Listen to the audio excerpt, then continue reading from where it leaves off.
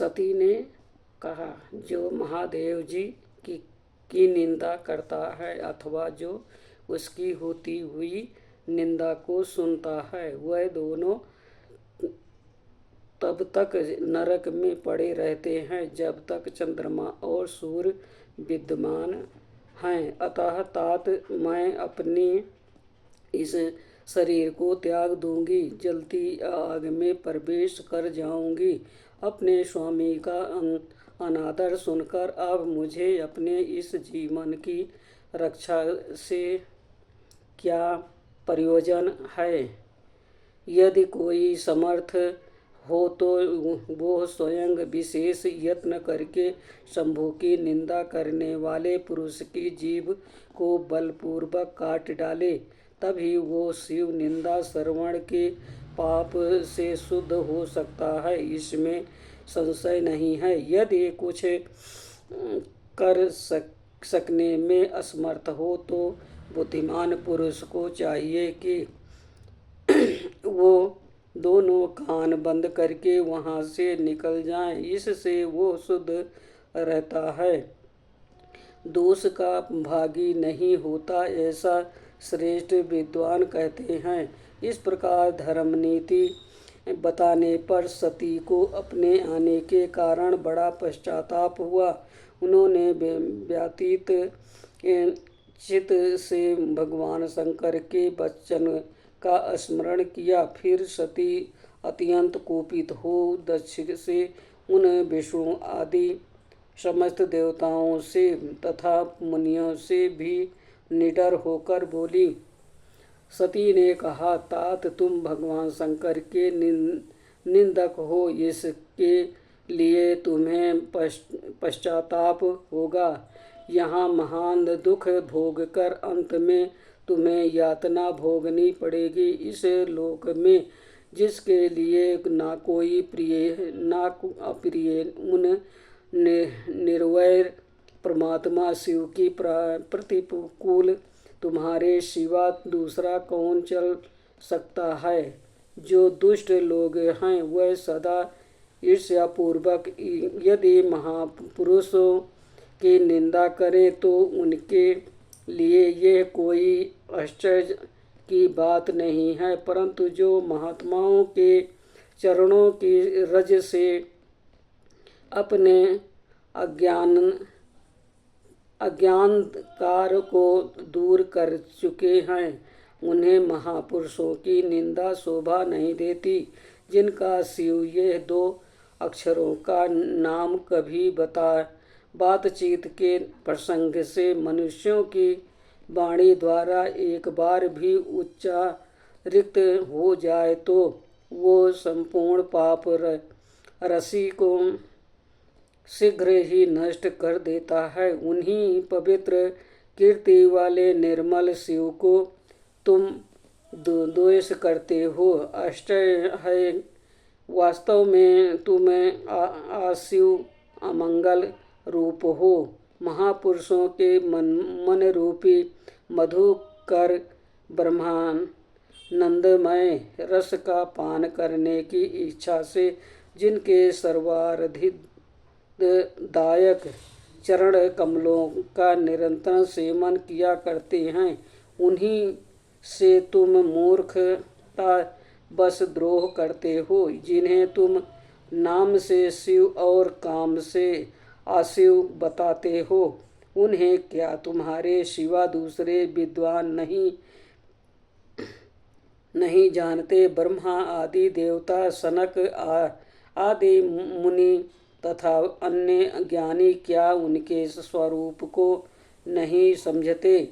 उद्धार बुद्धि भगवान शिव जटा फैलाए, कपाल धारण किए, शमशान में भूतों के साथ प्रसन्नतापूर्वक रहते तथा भस्म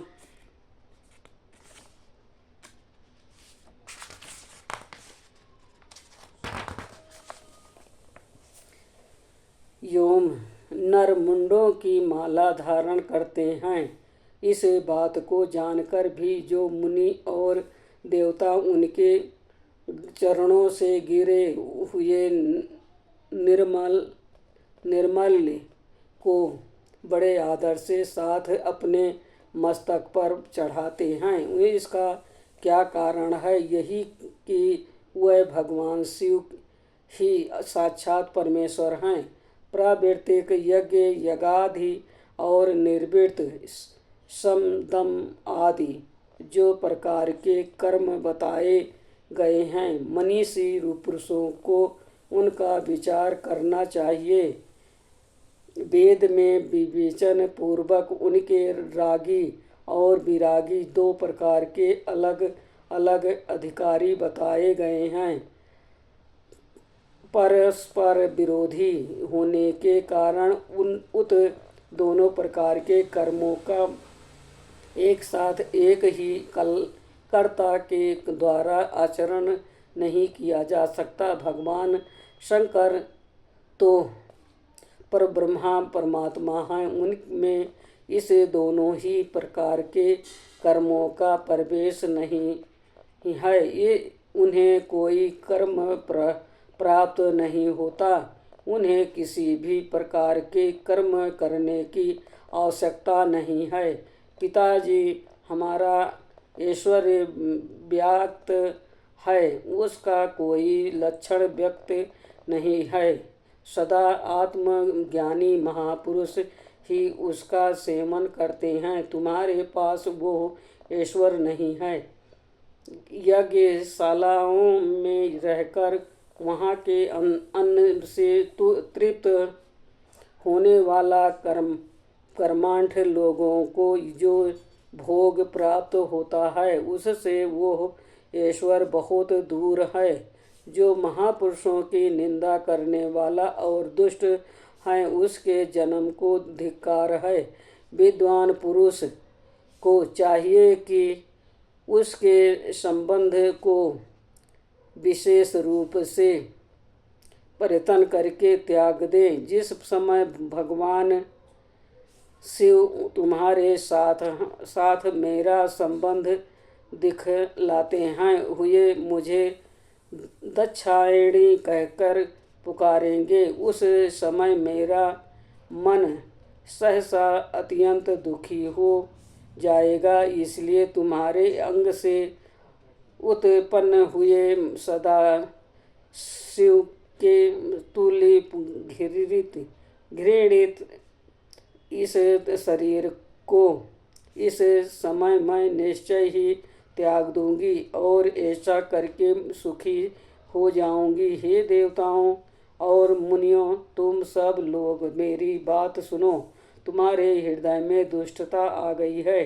तुम लोगों का यह कर्म सर्वथा अनुचित है। तुम सब लोग मुझे मूढ़ हो, क्योंकि शिव की निंदा और कलह तुम्हें प्रिय है। अतः भगवान हर के तो तुम्हें इस कुकर्म का निश्चय ही पूरा दंड मिलेगा। ब्रह्मा जी कहते हैं, नारद उस यज्ञ में दक्ष तथा देवताओं से ऐसा कहकर सती देवी चुप हो गई और मन ही मन अपने प्राण वल्लभ शंभु का स्मरण करने लगी। आज का 29वां अध्याय संपूर्ण हुआ। ओम नमः शिवाय। शिव जी सदा सहाय। ओम नमः शिवाय। गुरु जी सदा सहाय। जय गुरु जी। शुक्राना गुरु जी। हर हर महादेव। जो शिव पुराण पढ़ने में भूल चूक हुए माफ।